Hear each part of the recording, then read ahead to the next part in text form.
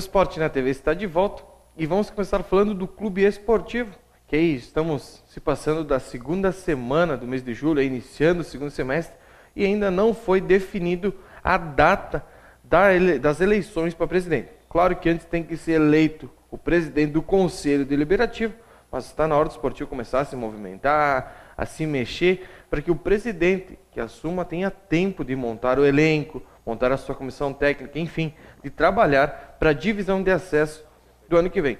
O esportivo aí teve a visita na semana passada do secretário municipal, do secretário nacional do futebol, para falar aí, né, das melhorias que ainda tem que ser feitas lá da Copa do Mundo, enfim, tá querendo sair do papel a sala de imprensa, todas as melhorias, o entorno, os campos suplementares, que seria muito importante aí para as categorias de base do clube ter um campo aonde treinar. E também pelo futebol gaúcho, o Marau aí está prestes a garantir o acesso para a divisão de acesso, né, da terceira, subir para a segunda divisão do futebol gaúcho, mais uma equipe aqui da nossa região que disputará a divisão de acesso. Bom para o Clube Esportivo, que é uma viagem pertinha, né, até Marau, tá certo? Então, que fica o meu pedido é que o Clube Esportivo comece a se movimentar. No mês de agosto tem o aniversário do clube, que para o ano que vem tenhamos sucesso na divisão de acesso do ano de 2016. Pelo BGF, treinou durante toda a semana, já visando a partida de amanhã à noite contra a equipe do Sananduva, novamente fora de casa. O BGF vem de 4 derrotas e amanhã joga mais uma partida dificílima fora de casa. A equipe do Sananduva não está bem na tabela de classificação, mas todo mundo sabe das dificuldades de atuar fora de casa, jogar em Sananduva, né? Ainda mais o BGF sem Kevin e Juninho expulsos, e o Fernandinho ainda está na dúvida aí, não tem condições a 100% condições de atuar amanhã. Claro, né, que o BGF precisa ir muito do sacrifício do Fernandinho. E nós ontem acompanhando, né, o treinamento do Vander Flores, que foi no SESI, numa quadra 20x40, nas dimensões da quadra de Sananduva, falou, né, da semana de treinos e também do confronto de amanhã. Na busca de voltar a pontuar, né? Então essa semana eu tive uma reunião e algumas explanações para os meus atletas, né? Somente eu e eles, no qual realmente cobrei que a gente tem que parar de errar da maneira que a gente está errando, né? Que a gente tem que voltar a achar soluções para os problemas encontrados, né, contra essas equipes, né? E o que ficou de ruim do último jogo foi o descontrole, né, em relação às expulsões, que aí a gente realmente vai muito curto de troca lá para Sananduva, né? Mas eles são bons entendedores, sabem onde falhou, só que é o momento de parar de falhar dessa maneira, né? Então a gente tem que continuar nesse propósito, mas tem que trazer ponto de Sananduva. Então, de que maneira? É a maneira que a gente vinha colhendo pontos antes, sem errar, sem dar gols, né? Se tiver que tomar gol, toma gol, mas mérito do adversário, isso é muito importante, né? Eles entenderam o meu recado, se cobraram também, né? Isso tem que existir, uma cobrança sadia, né? Para a gente começar, para voltar a vencer. Ele também comenta dos desfalques que tem para o jogo de amanhã e fala em superá-los. A gente não tem o que lamentar, né, Buda? A gente sabe do que a gente está enfrentando, as dificuldades, né? E não tem chegada de ninguém, é esses atletas que vão até o momento, né? Tô com uma esperança que o Fernandinho aqui um pouco possa nos ajudar, mas é uma coisa que o médico falou que não é aconselhável, né? Que seria na semana de São Luís Gonzaga, mas cada organismo responde de uma maneira que um pouco ele pode ajudar alguns minutinhos, né? Então tem que... Tudo passa, quando a gente ganhou, passou, agora a gente não está num mau momento, mas a gente não vai desistir. A gurizada sabe da maneira que tem que voltar a fazer para voltar a vencer, né? E se aproximar de uma zona de classificação. Agora somente são 12 jogos e o quanto antes a gente ganhar, né, para se manter e para fortalecer esses pontos em busca da classificação é de suma importância. Vander também fala da sequência aí, né? Tem 4 jogos aí que vem de derrotas, joga amanhã contra o Sananduva fora de casa e na próxima quinta enfrenta a CBF aqui em Bento Gonçalves. E para completar, São Luís Gonzaga em São Luís Gonzaga, né? Então, cara, a vida não está sendo fácil, né? A gente fez as coisas, não pode deixar de salientar que a gente fez as coisas no turno, né? E agora enfrentamos lesões, cartões, né? Coisa que uma equipe com poucos atletas pode acontecer, né? Então, 2 paradas duríssimas, 3, né? Então, mas vamos viver jogo a jogo, né? Vamos tentar buscar ponto lá, depois temos esse grande jogo, e aí eu tô com todos, né? Dentro de casa, dia 23 contra a Barbosa, enfim, vamos fazer jogo a jogo e vamos buscar pontuar lá em Sananduva. Vamos ficar na torcida, né? Que o BGF possa trazer pontos de Sananduva e volte a somar na tabela de classificação.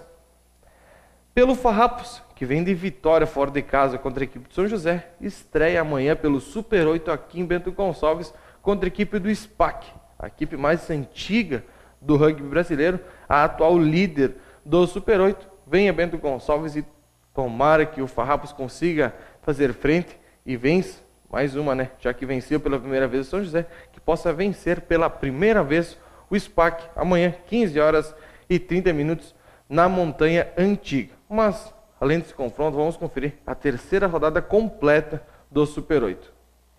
Farrapos contra o SPAC, Band contra Curitiba, Pasteur contra São José e Jacareí contra a equipe do Desterro. Lembrando, fica aqui o convite, né, para ir até a montanha amanhã e incentivar o Farrapos, 15h30, terceira rodada do Super 8. Pelo Bento Vôlei, essa semana movimentada, né? Na quarta-feira anunciou mais um levantador, Pedrinho. Foi anunciado, né? Ele vem do São José dos Campos. E aí o Bento Vôlei já contava com o experiente Rivoli. Então Pedrinho e Rivoli serão os levantadores para a disputa da Superliga e também do Campeonato Gaúcho. E também ontem anunciou, né, a saída de Reinaldo. Ele que era auxiliar técnico e técnico das categorias de base da equipe, recebeu uma proposta de outra equipe e está deixando o Bento Vôlei, né? Ele que veio também lá do São José dos Campos. Mas fica aqui, né, na próxima semana mais informações do Bento Vôlei, que no mês de agosto deve iniciar os seus treinamentos. Pelas competições amadoras aqui de Bento Gonçalves, o Distrital de Futsal. Ontem à noite, lá no ginásio da Busa, foi definido a penúltima rodada e alguns classificados. Mas primeiramente, vamos conferir como foram os resultados de ontem. Vale Aurora 1, Sertorina 7, Paulínia 3, Barracão 1, Tuiuti 3, Eulália 5. E a equipe da Busa venceu por 10-3 a equipe do Veríssimo de Matos. Com isso, Paulina, Eulália e também a equipe da Sertorina garantiram a sua classificação para a próxima fase, né, para a segunda fase, restando ainda uma rodada a ser disputada. Na última rodada, o Barracão e a Busa brigam pela última vaga. Só o detalhe é que a Busa tem 10 pontos e não tem mais jogos a serem disputados. E o Barracão, que tem 9, enfrenta a equipe do Tuiuti na última rodada. Então, se vencer, ultrapassa a equipe da Busa. Aí, na última rodada, define apenas uma vaga entre Busa e a equipe do Barracão.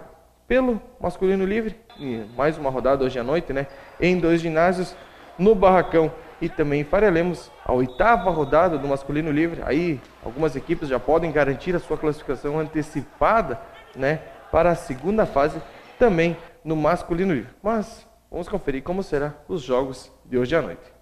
No Barracão, Paulina contra Veríssimo de Matos, 15 contra o Santa Lúcia e Barracão contra a equipe do São Valentim. Já em Faria Lemos, Eulália contra a Sertorina, Tuiuti contra Vale Aurora e Faria Lemos contra a equipe da Alcântara. Destaque aí para o confronto entre Barracão e a equipe do São Valentim, que por 3 anos fizeram a final dessa competição.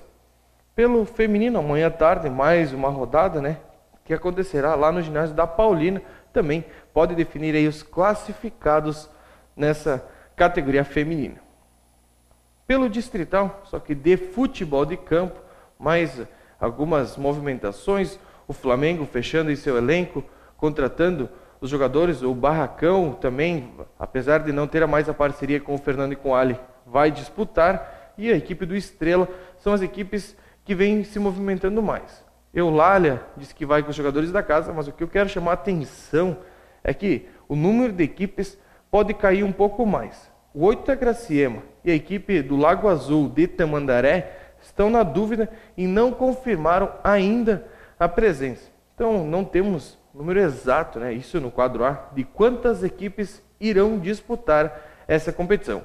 O que fica que o ano passado tinha 6 equipes, porém em quadro A e B, então seriam 12 equipes. No mínimo, esse ano, com um quadro só, teria que igualar para ficar um bom campeonato.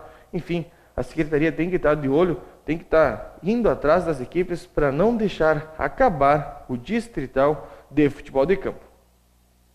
E para encerrar, o Estadual Master, o Bento, que teve seu jogo cancelado no último final de semana, né, devido às chuvas contra a equipe do Lajeado, esse jogo foi adiado para o dia 8 de agosto. E amanhã, novamente, em Bento Gonçalves, até o momento está confirmado, contra a equipe do Progresso, porém, se o tempo continuar, mais uma vez, será transferido o jogo do Estadual Master. Tá certo? Então, quem quiser mandar e-mail para o nosso programa é esportenatv@atvc.com.br. Quem quiser ver vídeos e notícias, acesse o nosso site, que é www.atvc.com.br. E eu volto aqui na segunda-feira repercutindo a estreia do Farrapos e também o jogo da BGF contra a equipe do Sanandu. Então, bom final de semana a todos e até segunda.